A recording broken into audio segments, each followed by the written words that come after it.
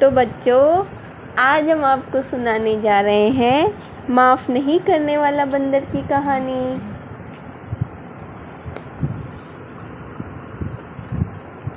तो आप ये कहानी ध्यान से सुनिएगा।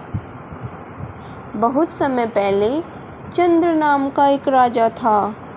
उसने अपने पुत्र के मनोरंजन के लिए कुछ बंदर और कुछ भेड़ पाल रखे थे। उसमें एक भेड़ बहुत ही चटोरा था। वो खाने का बहुत शौकीन था। उसको खाना बहुत पसंद था। हर घंटे में वह रसोई में जाता और कुछ भी नजर आता उसको चाट जाता। नाराज रसोइये जो भी उसके हाथ में आता उसी से उसकी पिटाई करता। क्यों? क्योंकि वह सब कुछ खा जाता था। सभी बंदर हर रोज़ ये तमाशा देखते। उस भेड़ की पिटाई होते हुए देखकर अन्य बंदर ये तमाशा देखकर बहुत खुश होते थे। एक दिन बंदरों के सरदार ने कहा, रसोइयों और इस भेड़े का रोज का ये झगड़ा हमारे जीवन के लिए खतरा बन गया। जरा सोचो, किसी दिन रसोइये के हाथ जलती हुई लकड़ी आ गई तो वह उसी लकड़ी से इस भेड़े को मारेगा, पीटेगा। इससे भेड़े की ऊन से बड़ी पीठ में आसानी से आग लग जाएगी, क्योंकि भेड़ के पीठ पे ऊन होती है, वो बाल होते हैं, उससे ऊन बनती है। इससे घबराकर वह भेड़ा फूस में छाए अस्तबल में भागेगा। जहाँ घास फूस है वो उधर भागेगा। इससे अस्तबल में आग लग जाएगी और घोड़े जल जाएंगे। फिर इन लोगों को घोड़ों के घाव भरने के लिए हम बंदरों की चर्बी की ज़रूरत पड़ेगी। तो सोचो क्या होगा। लेकिन इस राजा को इस रोज़ के झगड़े की जरा भी चिंता नहीं है। ऐसे राजा को हम कैसे क्षमा कर सकते हैं? बंदरों को मारना पड़ेगा। एक दिन जंगल में घूमते घूमते बंदरों का सरदार पानी पीने के लिए एक सुंदर से झील के पास गया। उस झील में कमल के ढेर सारे फूल खिले हुए थे।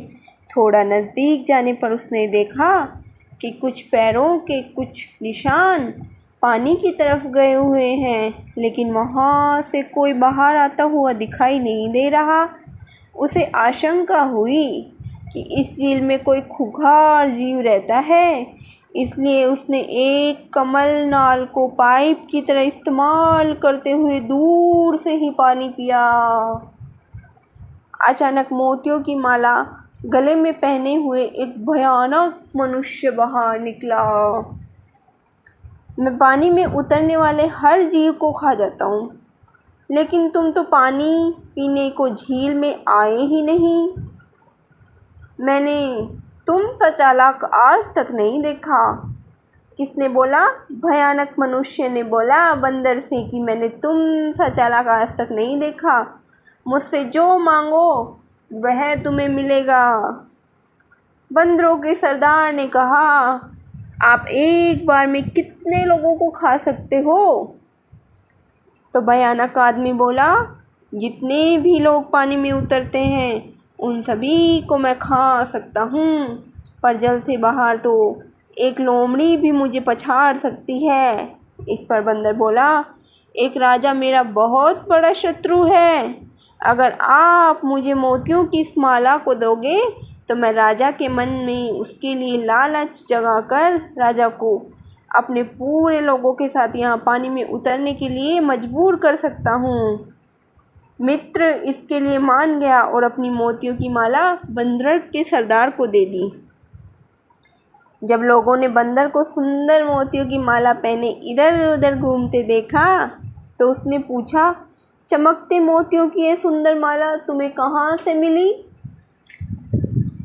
तो बंदरों का सरदार बोलता है, मुझे यह झील में मिली है, जिसमें देवताओं का खजाना छिपा हुआ है। रविवार के दिन जो भी उस झील में डुबकी लगाता है उसके हाथ में ऐसी माला लग जाती है। राजा ने यह सुना तो उसने बंदर को बुलाकर पूछा कि यदि ये बात सच है तो वह उसे उस झील के पास ले चले। अगले ही रविवार को राजा अपने आदमियों के साथ सुबह होने से थोड़ा पहले ही उस झील के किनारे पहुंचा। वहां बंदर ने कहा, आप अपने आदमियों से कहिए कि वो सूर्योदय होते ही इस झील में छलांग लगा दे। इसके बाद मैं आपको वह स्थान दिखाऊंगा जहाँ पर ढेर सारा आहार पा सकेंगे। सूरज उगते ही राजा का आदेश पाकर सभी लोग पानी में कूद गए। उनमें से एक भी वहाँ नहीं आया। चक्कर में पड़े राजा ने पूछा, मेरे आदमियों को क्या हुआ, वे बाहर क्यों नहीं आ रहे? बंदर जल्दी से एक पेड़ पर चढ़ गया और बोला, अरे दुष्ट राजा, तुमने अपने महल में हम बंदरों के मौत की साजिश की। मैंने तुम्हारी जान बख्श दी क्योंकि आखिरकार तू हमारा राजा है। उदासी से भरा राजा धीरे धीरे अपने महल में लौट गया। ये तो गलत किया बंदर ने, पहले बताना चाहिए था। तो अगर आपको ये कहानी पसंद आई तो वीडियो को लाइक करें, चैनल को सब्सक्राइब करें।